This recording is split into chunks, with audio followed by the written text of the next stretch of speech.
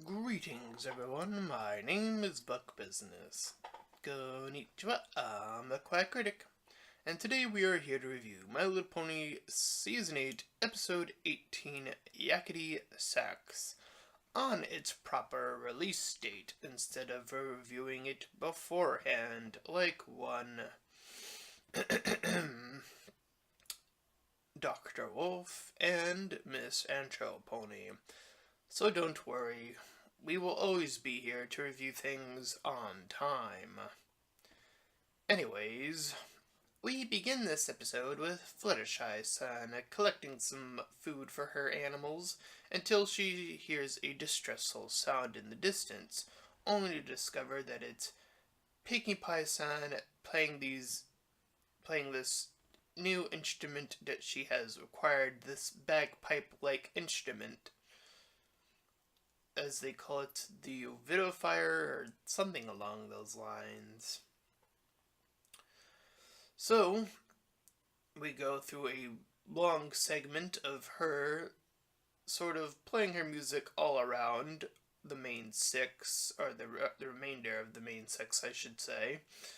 And she's not doing particularly well, and they only reveal through honesty after she has bothered absolutely everyone.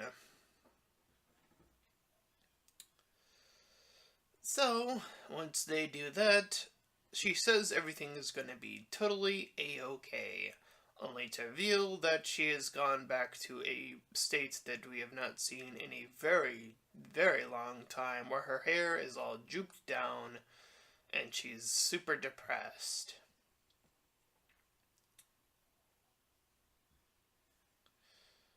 So, after that goes on about, they briefly make the actual reference to being honest with Celestia-san, and again, that's when the truth came crying out.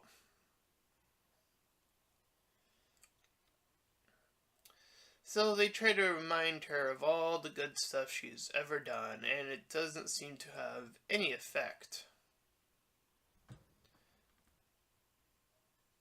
So they're trying to think of a thing that would, beyond a shadow of a doubt, would return Pinkie-san to normal. So they decide that they're going to put on a little party.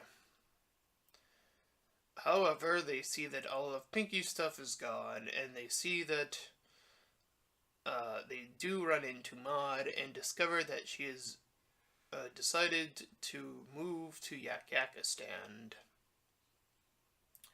So they proclaim that they want to say goodbye to her, and that they feel when they arrive to her, she says that she feels nothing. And they go on about a particular yak that is playing the same instrument but doing it really well.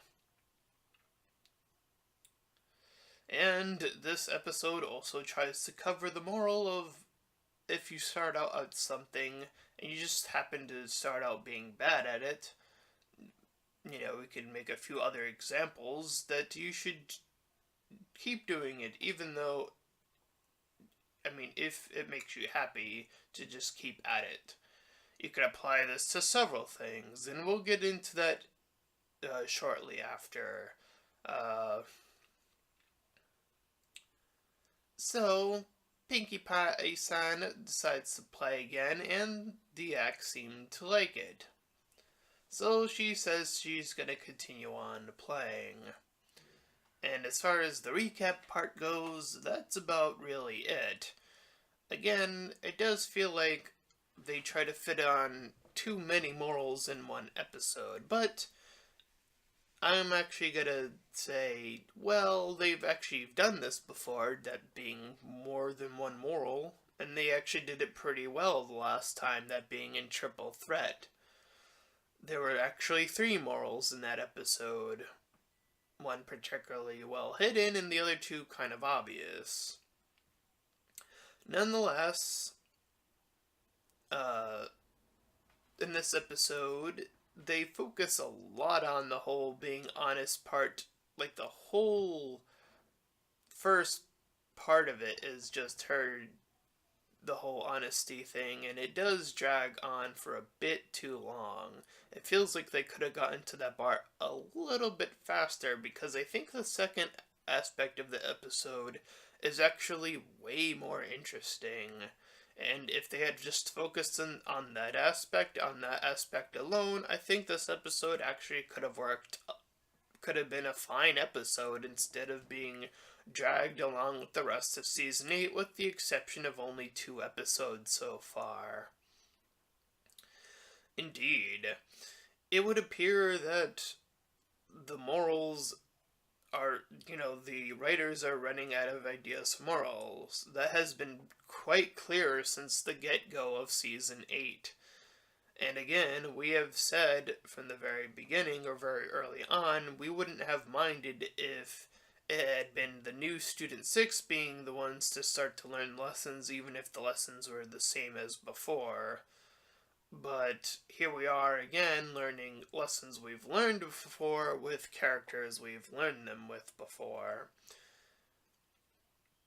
And moving on to the whole getting into a new thing like art or music or anything in that matter, and starting off bad at it. I'll let Kawaii Critic actually take the reins on this. So, for those of you who don't know, several years ago, and I mean several years ago, when I was just a colt, I started getting into writing. I can't explain why I got into writing, just like Pinkie Pie never explains how she never got into this musical instrument. And sometimes that just is the case, believe it or not. I'm actually gonna put up a little defense for that in this episode. She never explicitly explains why she likes this so much. Just like when I started writing, I really can't explain why I started writing and why I loved it so much. It's just something I got into. And I really got obsessed with writing. Yes, I said obsessed. It got to the point where in high school, I kept it up for that long, where I would keep writing and I would ignore all other work that I was supposed to be doing.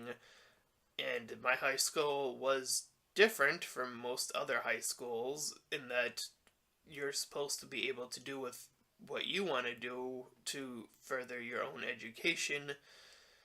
But that wasn't the case with me. I was told to constantly stop writing and join the others and stuff of that nature. But I kept writing regardless. I just kept writing. I was obsessed with it. I just wanted to keep doing it regardless of what my talent level was. And it got to the point in where I kept going until college. And then even in college, I kept on writing. I started the whole book that I was working on from the beginning to the end. And I just kept writing. I just kept looking forward to. Took some classes in writing, and then I decided I'm so impatient that I'm just going to publish my book now. And I'm not going to really worry about it. And it was probably both my greatest achievement and my biggest failure in my entire life. I realized when I picked up a physical copy of my book, it was only then I realized how many errors I had made because I refused to not look back. I kept moving forward. I was so obsessed that I kept writing, and then whenever I stopped and went back to it, I just went right where I left off, and I didn't really read all that much else. And my writing suffered for it. I was bad at writing. I consider my book one of the worst things to ever come out in the existence of anything ever. I mean, I could make the comparison. Throw out some terrible things out there, like the movie of The Room. Combine that with Twilight, and combine all those two with Troll 2. combine all of that together, and I still think my book is worse than all of those things combined. It was really that bad. And those thoughts, when I initially stopped doing writing for a while, or after I published my book, it got really bad. It got to the point where I thought that maybe it'd be better off if I just left this world. And it wasn't because I felt lonely, it was quite the opposite. I wanted to commit suicide because I felt like I was a huge burden on my family and that I'd be better off if I just, had made them so that they would have one less, you know, member to worry about. And I just I just stopped kind of writing, and I realized that I had to grow up. I had to um, take on work. And then YouTube came along, and net, my oath brother here, and things really changed. But I still fight those feelings every single day. And I can understand, again, if the episode were more focused on just the whole Pinky feeling sad about not being good enough, then I think this would have been a great episode. But I think it's a little bit too distracted and a little bit too filled with things that are a bit unnecessary. Uh, but yeah, that review got a little bit personal, and I intended it to. So yeah, that is our review. Indeed, that is our review of Yakity-Sax, and hopefully there will be some good episodes in the coming days. I've heard really good things, but I am not holding we're not holding our breaths, I should say. Again, that is our review. So here we go. Stick tap, ting tong tori. If you enjoyed this review and the personal story, then please feel free to like, comment, and subscribe. Until next time, everyone, farewell.